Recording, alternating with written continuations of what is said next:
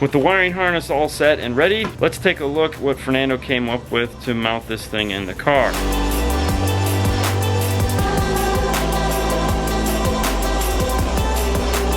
So he came up with what looks like a fairly simple mount. Let's take it over into the car and he can show us how it goes in. We have this space here, the bolt there in the factory hole. All our controls here that'll be easy to get to. We're gonna need to get to these in order to do our programming. All the wire can go forward into the factory hole located here at the front. Right here. In this car, the battery is located over here on the passenger side. Fernando has already made the mount for it. Located down here in the bottom, you can see where he grabbed a factory bolt, made an S-bend style fuse holder mount. And then this has a nice bolt located on the top that you can attach to. Put a notch here in the side of the battery cover, allows it to snap back into place. This also has this giant power wire ran across the engine bay here, which will make it nice and easy for us to zip tie our wire to, bring it around this side and attach it into place. Next to the giant factory grommet here, there was a knockout located right there, which allowed us to put in our grommet, so we didn't have to drill any holes in the firewall. That's typically not the case, but when it happens, you take advantage of it. The enclosure that we're using, they come with these little feet here to lift up off the floor. They get screwed in here and over here on this side corner. What I want to do is get those feet in, get the speaker cup out, and get this mounted. We'll install one of the feet here. We don't want to go to the edge because this starts to have a roll off for the transmission hump. We want to come up towards the front. And then on the other side, towards the front of the lip here is perfect. With our feet installed, flip it over, pull off the speaker cup. I always find it easier to deal with the speaker cup when it's not attached to the box. The other thing too is I like to check to make sure that these bolts are tight. Anytime there's a failure on the speaker enclosure, anytime there's a failure on a speaker cup, it is from loose bolts like this. To make it easier to attach our wires, we do have this little circuit board holder here that will hold this cup nice and in place. When soldering on your speaker terminals, make sure to check for positive and negative. In this case, this is Stinger wire. They have a circle negatives and they have a square on positives. Make sure you get that right, especially when you're twisting them together. Nothing sucks worse than wiring one lead of a dual voice coil backwards. I like to insulate around the ends when attaching, either with tape, with shrink wrap. That way, if these ever do get loose for whatever reason, you don't want those two metal pieces to touch. Bring it down as low as I can to give it maximum coverage. The next step is to add some of the fuzzy Tessa tape on here. And the only reason for this is so that the wire just doesn't bounce around inside of the box. You can use foam,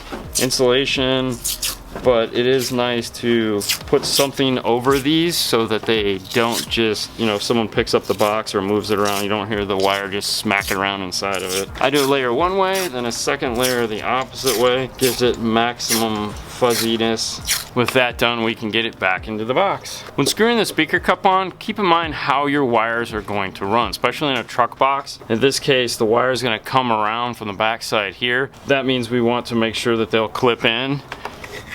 If this was this way, going down might not work. You may want to put it sideways so the wire can come this way. Kind of think that out as you're screwing in the speaker cup. Finally, added some wire ferrules to the end of it and some color-coded heat shrink, which makes it super easy to know what is negative and positive to attach to our woofer. When putting the woofer in, always see how close this wiring here is to this. A lot of times, if you put a lot, it can get stuck. The other thing too is it always wants to go around the bottom, the magnet, and sit here. Make sure you keep it loose enough to where you can move it out of the way, either towards the top of the magnet like this or towards the bottom. Just make sure that wire isn't getting caught underneath. Once you're satisfied, screw it into place and get it into the car. With the amp board made, it's time to get the wiring done. I went ahead and pre-did most of the wiring for it. So I already soldered on my extensions and put braided loom over it. And the reason why I only went 2 feet is because, well, I'll show you, just stay tuned. Fernando also pre-drilled the holes where our zip ties are gonna go. Because this one is gonna have carpet underneath it, we can put the heads of the zip ties on the bottom. When adding zip ties, ties. Make sure that all the zip ties go the same direction.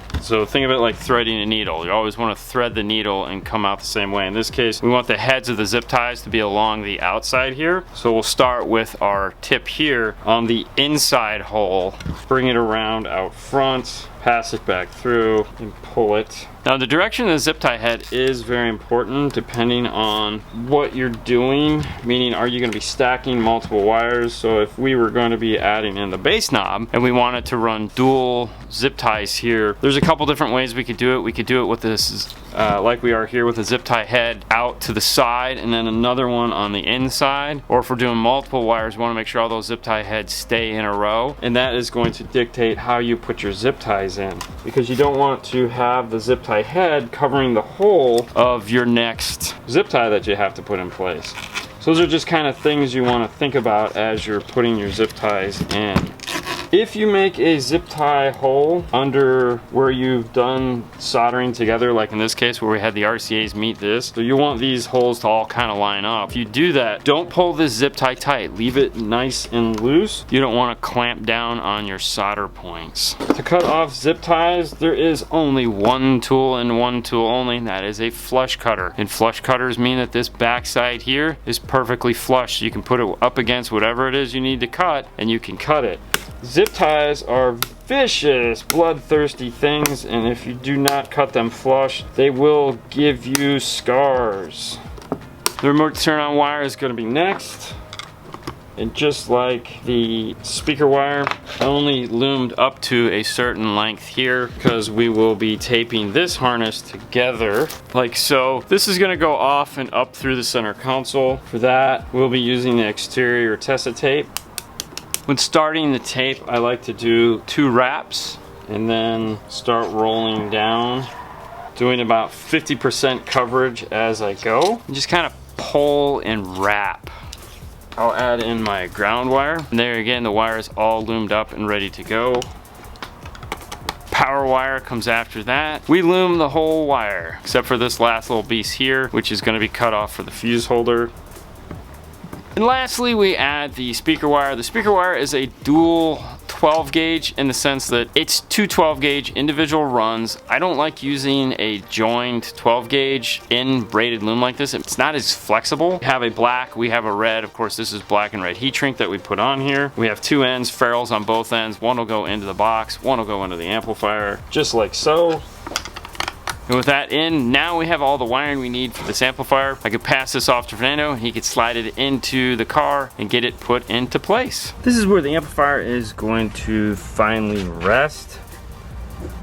This is a factory piece that was already cut. The signal wire and the remote turn on run along here and go up into the dash. The power wire comes out this side here, goes into the factory wiring harness and out through that hole in the firewall. This is our ground point right here. We added in our own ground bolt. The speaker wires are zip tied in place and running to the back. It comes through here, goes into the factory and then across. Now the one bummer in all this is this guy right here.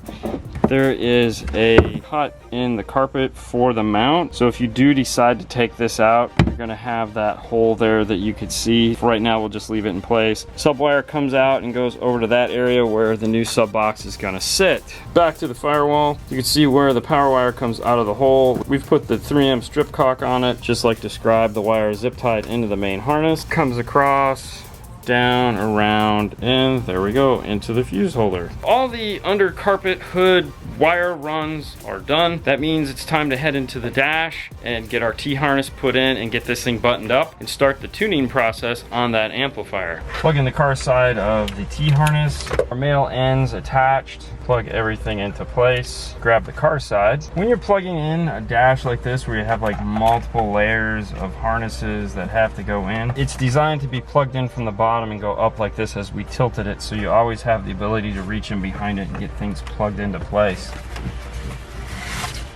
Now before we press this in, we want to test it to make sure everything works the way it's supposed to. In that case, we just want to make sure the amp turns on. Power light is in fact on. The power light is located on the front side of the amplifier where the power wire comes into it. Not to be confused with the back side of the amplifier where it had that cool little star light. Two totally different things. We also connect the subwoofer up, and right now it is disconnected to make sure there is sound coming into it. That tells us we are good to put the radio back into the dash and snap everything into place. Make sure when you go to snap this back in, you have those little clips in the back lined up.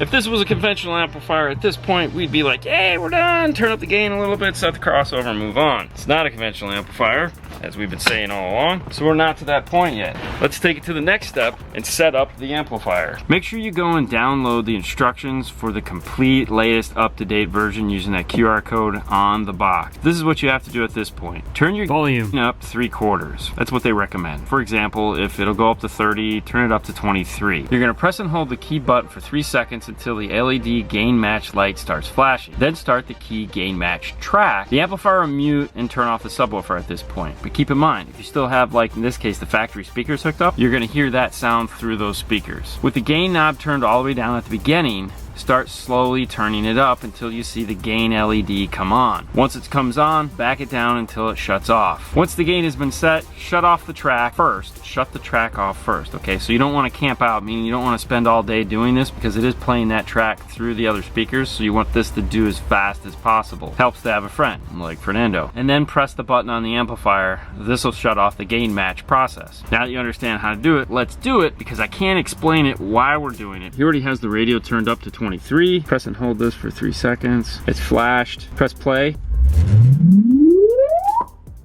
All right, right there.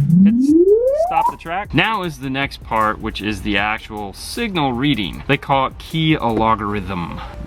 Press and hold the key button for 5 seconds, maybe a little longer. The gain LED will go solid. So in the previous it flashed, this time it goes solid. Then release the button. Start the key sweep track now. The key logarithm will run. While it's going, the gain match LED will flash slowly. This process can take anywhere between 1.5 to 5 minutes, so be patient with it. Once it's done, the gain match LED will just turn off. Now this doesn't mean it's all set and ready to go. Now it needs to do its calculation. So it's read the signal, it needs to figure out what they just saw, what needs to be done in order to fix your bass signal. When it's all said and done, the gain match LED will flash rapidly for 1.5 seconds. If it fails, it'll just light up solid, in which case you have to go back to the beginning of the logarithm setup and start over. Once it's all done, we can A/B between it and see what it looks like.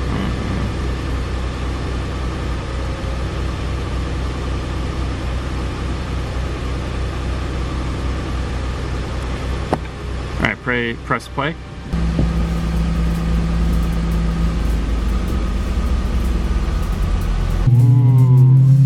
Hear it doing its sweep.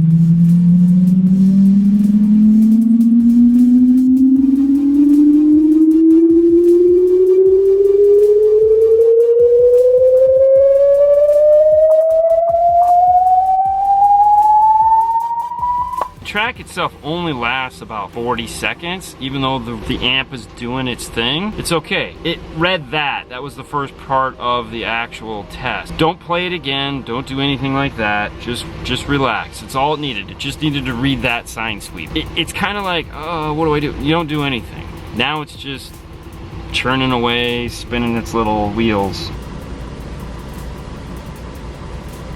It went off, which is cool. So now I'm gonna stare at it, wait till it flashes. Now it's done. Looking at the output, if you'll notice there's nothing here, that's because there is a low pass crossover in it. Right now they're turned all the way up, so this is up to 160, and the high pass crossover or subsonic filter is set to 10. But you'll notice this nice area here where the bass has been restored and brought back up. We're getting peaks now in the 63 and 50 hertz range, which we didn't have before. If you remember before, all the peaks are over on this side.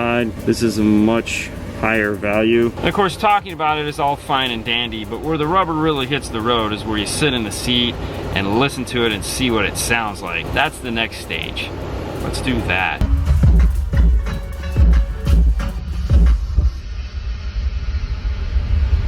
It's got a nice sound, nice full. Ooh. Ooh, wait for it. Wait for it.